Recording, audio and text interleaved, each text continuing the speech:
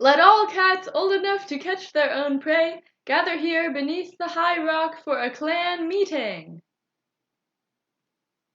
Hello, and welcome to the inaugural episode of Miouooo, a Warriors Podcast. I'm Simon. I'm Evelyn. So, why did we want to do this podcast? I know. It's because it sounded so fun. Yeah, basically. This one day we were just looking up Warriors podcasts because we're talking about Warriors, as we often do. And we found some, we listened to some, and then we were like, hey, why don't we just do our own?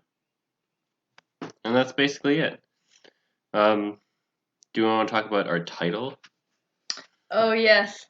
So, Miouooo. It's from Miouooo. a very special book, very special story, I guess. It's only like a page long. It's called The Cat by William Savoyan. Yeah. We'll have to do like a special episode just on that story one day. Because it's just, if we think the Warrior series is good, The Cat, short story, The Cat, that's just the best thing ever. It is very good. Yes. All right. So the format of our podcast is basically just going to be chapter by chapter. This first episode, we're just going to go over like the stuff at the beginning, the allegiances and that stuff, and the prologue. Next episode, we'll do chapter 1, and maybe we'll do chapter 1 and 2. We don't really know how long it's going to take, but it's our podcast, so we can do whatever we want. That's right. This podcast will be very in-depth, not serious, and generally not from the perspective of strict literary analysis. It's whatever we want to talk about. Yeah. And our spoiler policy is... Spoilers are fun. So yeah, spoilers everything.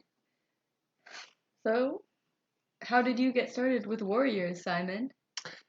I was maybe 10 or so, maybe a bit younger, and in those days I was reading a lot. I'd go to the library all the time. I'd read like a book a day. I don't remember if anybody recommended the books to me, or if some of my friends were reading them or not. But obviously, every time I went to the library, I saw those books on the shelves. So I checked out Into the Wild. I remember reading it in the doctor's office parking lot. I don't know why I remember that. But yeah, that's how I got started. How do you get started? By you. You told me to read Blue Star's Prophecy. And that's the book that you read first? Yep, it's chronologically before Into the Wild, but you're not actually supposed to read it first, so I did it wrong. Okay. I also remember back in the day, I don't know how much of this you remember, but warriorcats.com, the official Warriors website, I would spend a lot of time on that website. There were these like flash games that are no longer on the website, unfortunately. I remember that game with a grass. Yeah, like there's one for each clan, and you're just running along, and you just have to like jump at the right time, right? Yeah, something like that. I don't think I played it very often. Yeah, well, it's too bad that it's no longer on the website. Yeah, if you go now, it's like a lot of fan art. And there's like some quizzes. Yeah. Uh, Yeah. Maybe we'll do a special episode on the website one day. This is a very in-depth podcast. Should we start talking about the book? Yeah. So book overview. Who wrote this? Yeah. Which Aaron hunted this book? It's Kate Carey. So now we'll read the dedication. For Billy, who left our two-leg home to become a warrior. We still miss him very much. And for Benjamin, his brother who is with him now in StarClan. Special thanks to Kate Carey. That's how you know Kate Carey wrote it. That is how you know Kate Carey wrote it. And also, we just Googled it. That's also how we know. Mm. So I know that really pulled on my heartstrings. What a lovely dedication. See you, little kitties. Let's write a book for them. So I also want to raise this question. Is this Billy in the dedication the inspiration for the iconic and iconically named Billy Storm from Firestar's Quest and SkyClan? Well, we don't know. Yeah, But I sure hope so. I hope so too. We looked it up and, I didn't find anything about it. Although if that info is out there, I'm not surprised that we couldn't find it. Yeah, like I definitely hope, and it seems fairly likely, but I After don't all, know. he did come from the two-leg place. And that's exactly what Billy did. Billy left their two-leg home to become a warrior. It's Billy's story. Yeah. So this book was released in 2003, which seems a very long time ago. I was only 1. Wow, I was 4. Haha, I'm older than you. Apparently, the critics liked it, Oh, yeah, but I don't know. I don't know. you don't know. I You don't mean you know. don't like it? I like it, but I'm kind of surprised that like someone judging it like as a book would like it. Yeah, I mean, but I guess they're judging it as like a children's young adult teenager book. So, you know, Adults can like it too. yeah. Um, and like also, like I've read, so I haven't read all of the books. I've read probably the first 4 sets, although I'm not sure I finished the fourth. I did. Yeah. And like definitely, the earlier books are better. I would agree with that. So Into the Wild did place third in the 2006 Young Reader's Choice Award. And the novel was also listed on Booklist's top 10 fantasy books for youth in 2003 and was a Book Sense 76 pick, whatever that means. I have no idea. I think it came in 76th place. Uh, okay. All right. Allegiances. So there's something a little off about these allegiances. Um, ThunderClan Yeah. has like lots and lots of cats, and ShadowClan has a fair number. And then we get to WindClan. Poor WindClan, the only cat that's listed is Tallstar. Yeah. Like, what a pathetic small. Like, that's not a clan. That's one cat. That's a loner. And then I think RiverClan also only has 2 cats. So that's Yeah. also a pretty pathetic clan. So, why do you think that's the case? Because obviously, like, after reading the book, we know that there's not just one cat in the clan. So, why is only one cat listed? They're probably the only cat that even comes up in the book. I mean, Yeah. and they don't want to, like, maybe they haven't come up with the names yet, or they just didn't want to confuse everyone. Like, Yeah, no they point wouldn't in want reading, to, yeah. like, overload people with information that they're not going to need. Yeah. Because, I mean, obviously, like, the next book, there's tons of cats in WindClan. Yeah. So, yeah, like, that makes sense, but it's quite silly, and we like that. We do! Yeah. Um, so, general thoughts on the Warrior series naming conventions. So, clan cats have, you go from Kit to Paw to whatever your warrior name is. I'm a big fan of that. Hmm. Yeah, I mean, I think it's cool. I think it's fun. Um, I love, obviously, the Sky Clan names, including Billy Storm. Billy Storm, there's Harvey Moon. Oh my god. It can be a bit silly sometimes, and especially like in the later books, you can kind of tell they're scraping the bottom of the barrel to come up with names. And then kitty pets, and like wildcats, other cats. They're just like regular names, like what just common pet names. Yep. So one thing really stuck out to me in the allegiances in this book. Um, and not in a good way. I was frankly disturbed. Our very own main character. Yeah. Firepaw. Handsome Ginger Tom. So, like, why did they feel the need to put that in? None of the other cats have such language. It just, describes the cat. Firestar or Firepaw or Oops. Rusty. Is he really that handsome? I wouldn't think so because he's a kitten. He is. He is nothing more than a wee kit. That's disgusting. It's really just, that's not right. Yeah, so Like, that's a young child.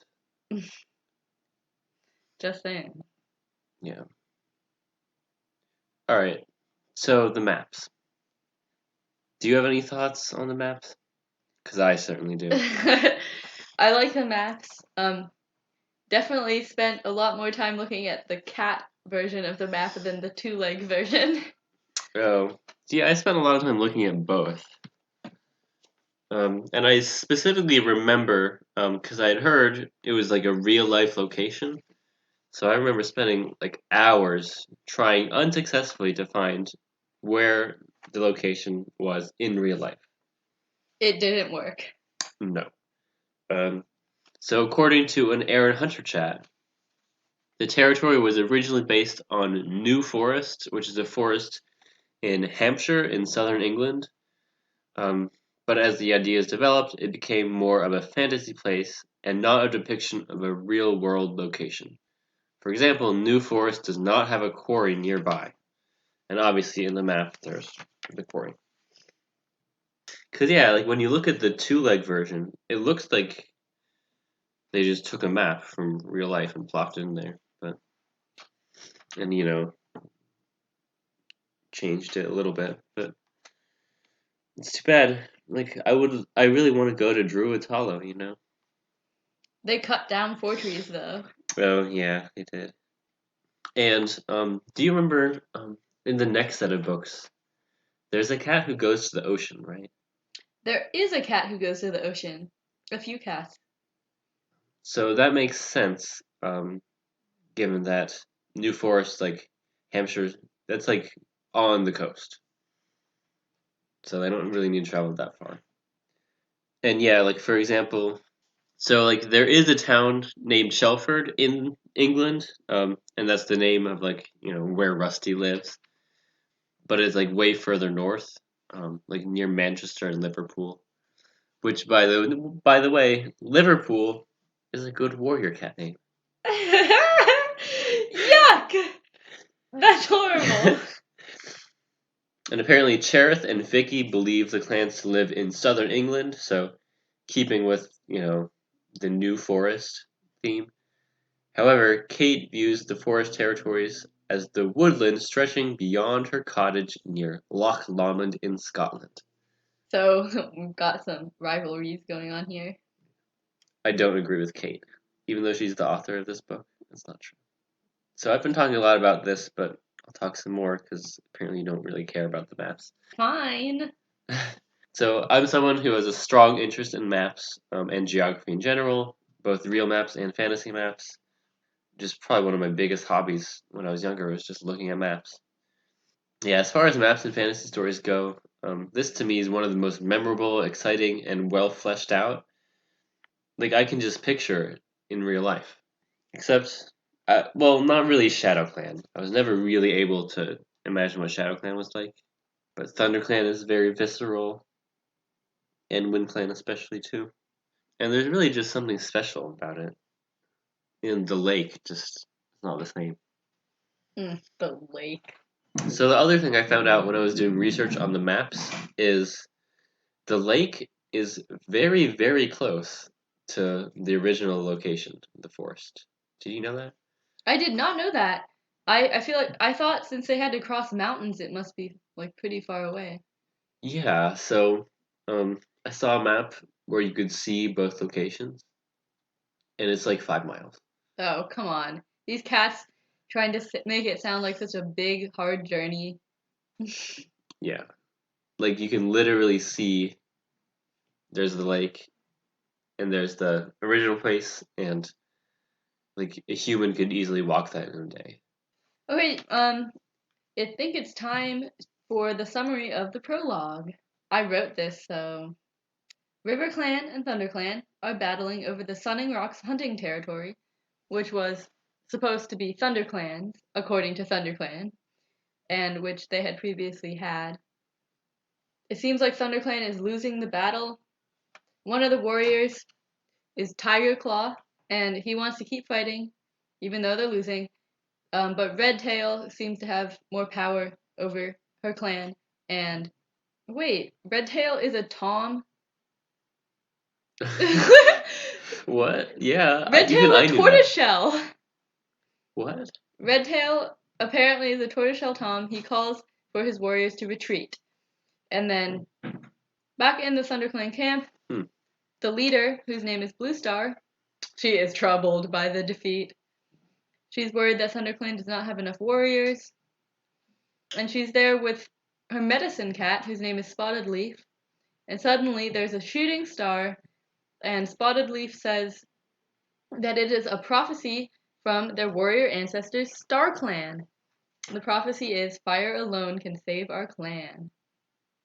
So now we'll just get into discussion on the prologue itself. So Redtail has just called the retreat, and it says, Tigerclaw followed last.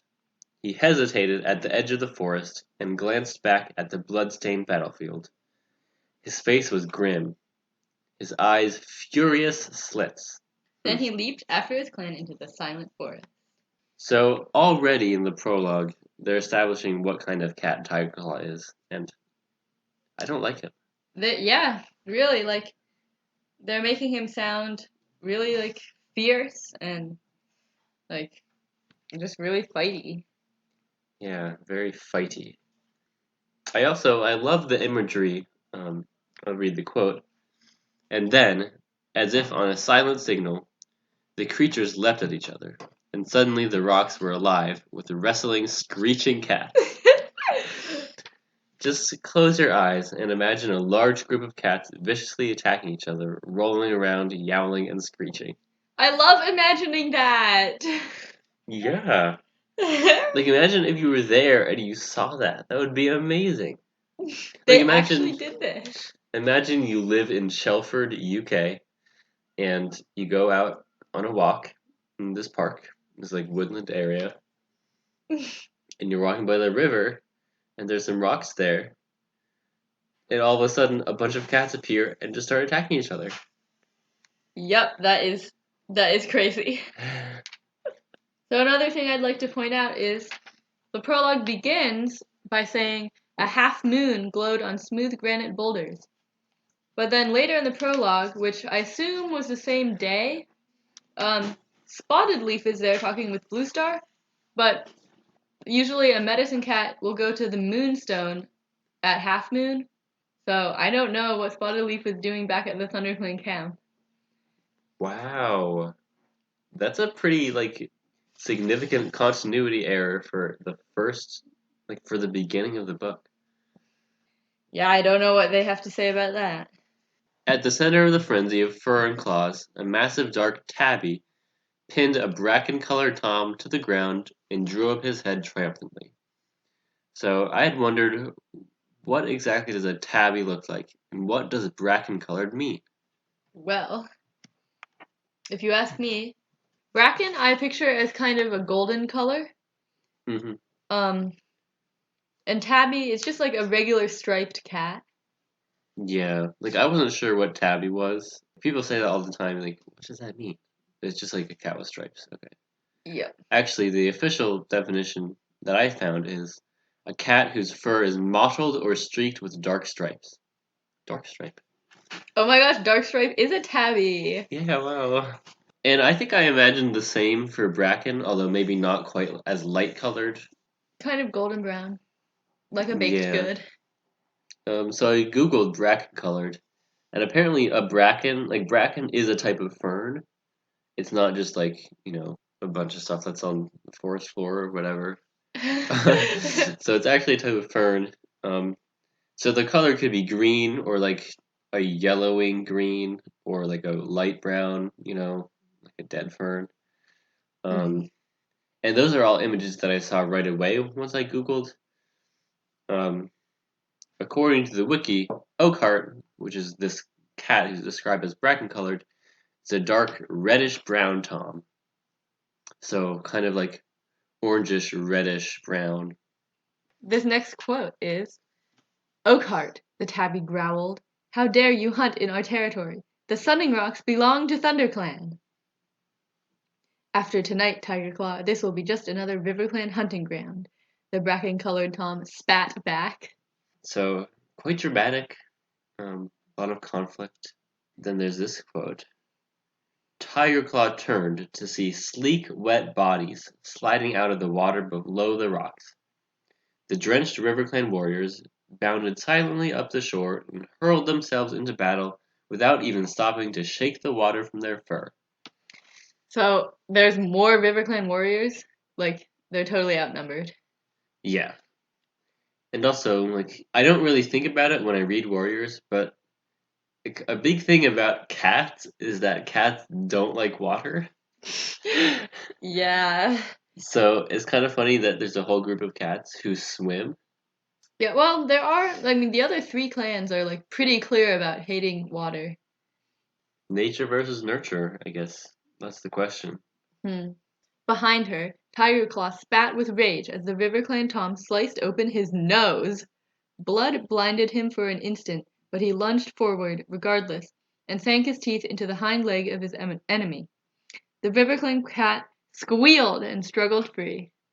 Yeah, so after saving Mousefur, Tigerclaw graphically gets his nose injured. Right off the bat, the books are pretty violent and graphic.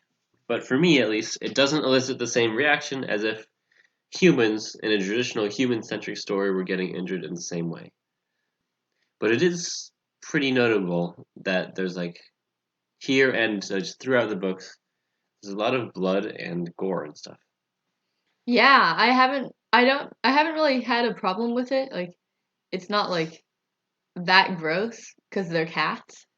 Yeah, like I don't know why, but it's just different. Yeah, it doesn't bother me very much. Yeah. I do remember in one of my libraries that I used to go to, the Warrior series was in the teen section, which was Yeah. kind of.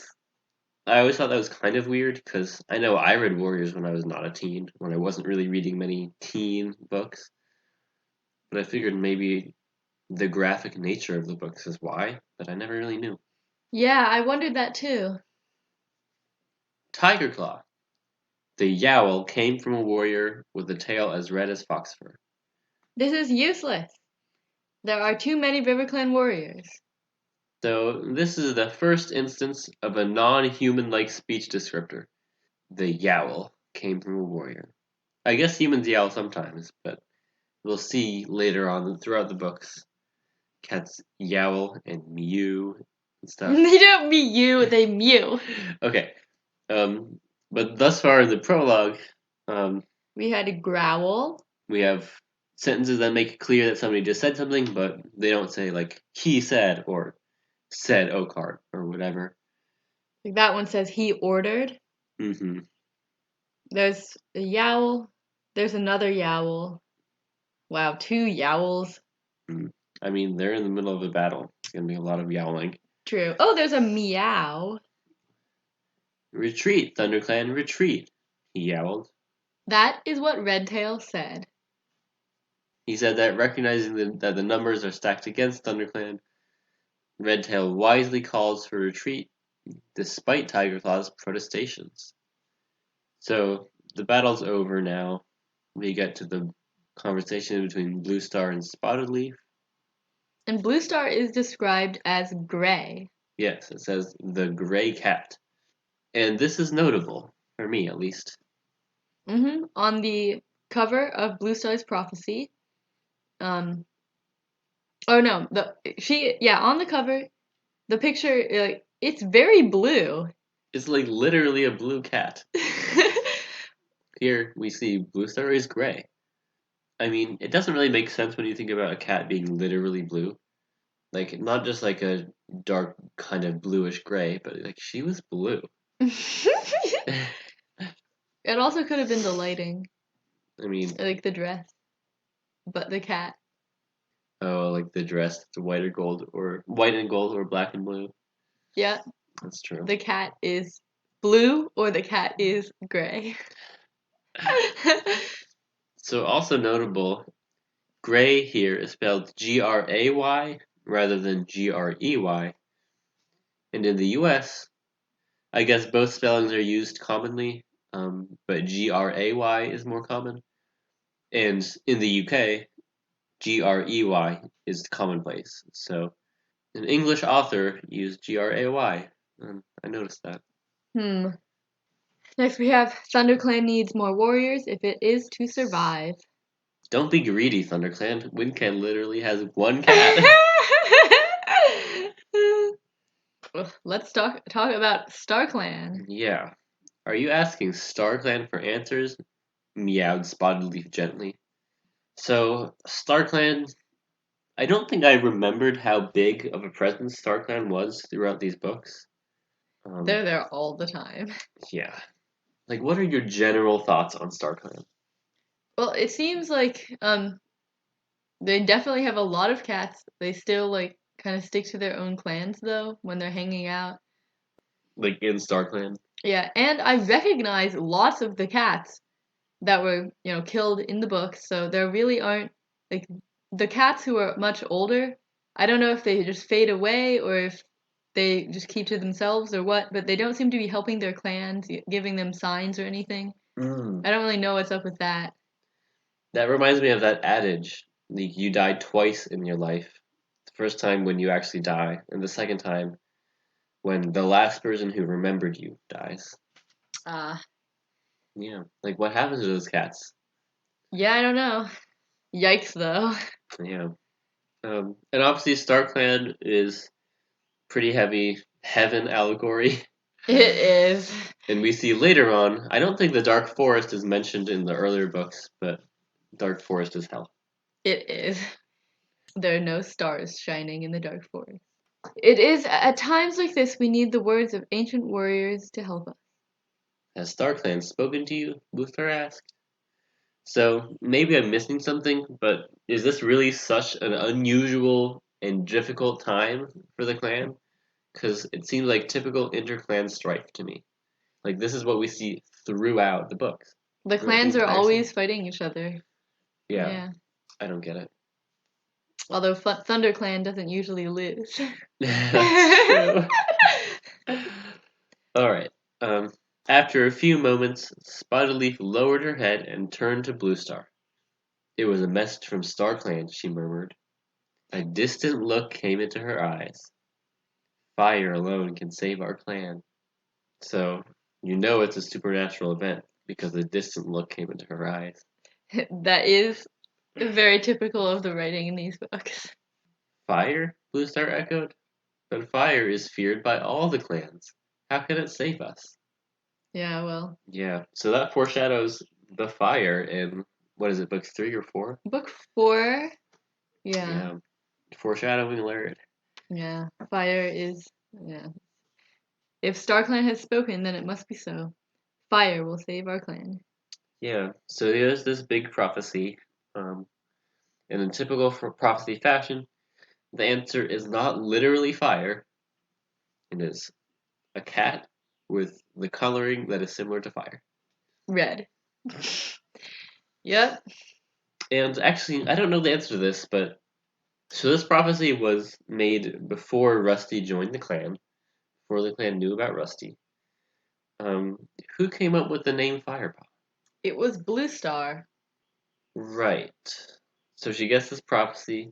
Then there's an orange cat, and so she's like, "Oh, there's that prophecy. I'll name this cat Fire." Is that what happened, or was it subconscious on Blue Star's part? I think she was thinking about it. I think in the at the end of Blue Star's prophecy, Blue Star saw an orange kitten and was thinking of the prophecy and was like, "Ooh, I want that kitten for my clan." Oh, wow. Okay. But I don't Yeah. know. I don't remember that book very well. Yeah. And I guess we'll find out the answer to that more once we actually get into the book further and get to the point where Rusty is named or renamed. Mm-hmm. Well, I think that concludes our podcast this week. Yeah. That was fun. Kind of a rough first episode, but I'm sure we'll improve. Yes, I think we have some cutting to do. Yes. But not that kind. Not that kind. No, don't take us to the cutter! All right. Goodbye. Goodbye. Goodbye.